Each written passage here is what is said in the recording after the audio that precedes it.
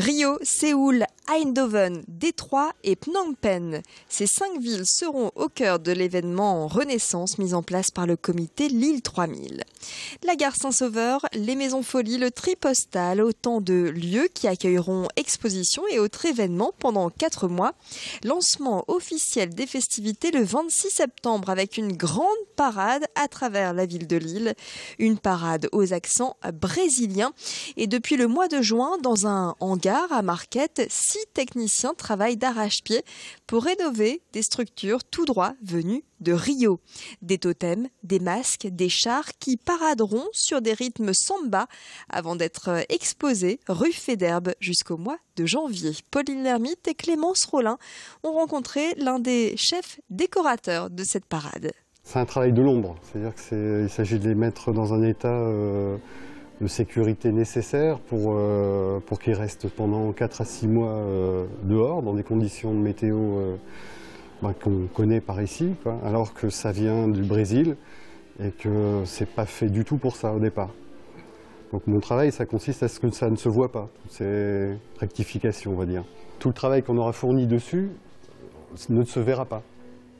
Mais c'est ça mon plaisir, c'est que, voilà, que la magie de l'événement reste entière parce qu'on ne verra rien de ce qui a été fait dessus.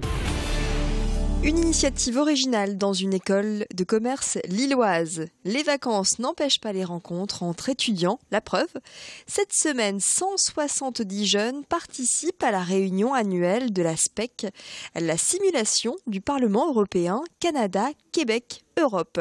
C'est la 18e édition et pour la première fois, elle se déroule près de chez nous, dans la capitale des Flandres. Une semaine sous le haut patronage du Parlement européen basée sur l'échange autour de sujets de société, d'actualité, comme les migrations ou encore les contrôles aux frontières. Le but pour ces étudiants, simuler un vrai Parlement européen. Tout est fait pour les mettre dans les conditions du réel, avec des débats et des réflexions menées en séance plénière. Parmi ces jeunes Québécois et Européens, peut-être les dirigeants de demain, Pauline Lermite et Clémence Rollin se sont rendus sur place. Ce que je trouve ici, c'est discuter, c'est aller un peu au-delà de mes études, de découvrir un peu ce qui est nécessaire ou ce qui est important dans notre quotidien. Aujourd'hui, l'Union européenne touche tous les niveaux de mon quotidien. C'est une expérience très, très importante pour moi puisque j'aimerais davantage travailler dans l'avenir, en étant avocate dans les droits de l'homme et en droit international. Et je suis très intéressée par les questions de migration. Il s'agit d'une expérience où on débat, on échange et également une expérience pour développer le discours plus oratoire.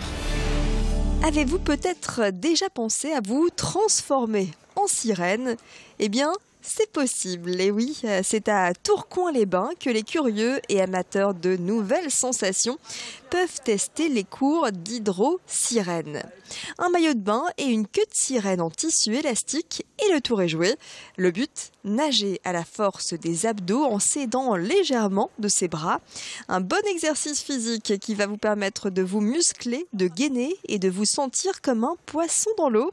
Une pratique qui attire surtout une clientèle féminine. Et la demande est telle que le nombre de cours va doubler à la rentrée. Explication complémentaire au micro de Clotilde Leguévac. C'est l'occasion de réaliser un rêve pour beaucoup de filles, de mamans, d'enfants, qui est déjà de nager comme une sirène, avec les queues de sirène. Et puis ça, entre autres bienfaits, ça permet de travailler notamment tout ce qui est la sangle abdominale par justement le mouvement d'oscillation. Ça dure 45 minutes et au bout de 45 minutes, quand c'est les premières fois qu'on le pratique, c'est bien. C'est fatigant. Au niveau de l'âge, on se rend compte que c'est vraiment très très large. On a des enfants de 6-7 ans qui viennent y participer, donc dès l'apprentissage de la natation, comme des personnes de 40 ans. Donc il y a vraiment un vrai succès assez large. Beaucoup de mamans, il y a beaucoup de gens qui viennent le pratiquer en famille, donc la maman avec la fille, mais aussi, comme je vous dis, des groupes de jeunes ou des enterrements de vie de jeunes filles. On est sur un panel très large, particulièrement féminin. Et c'est la fin de cette édition. Merci à toutes et à tous de l'avoir suivi, d'être toujours aussi nombreux à nous être fidèles sur Grande Île TV. Restez avec nous dans un instant, l'information continue.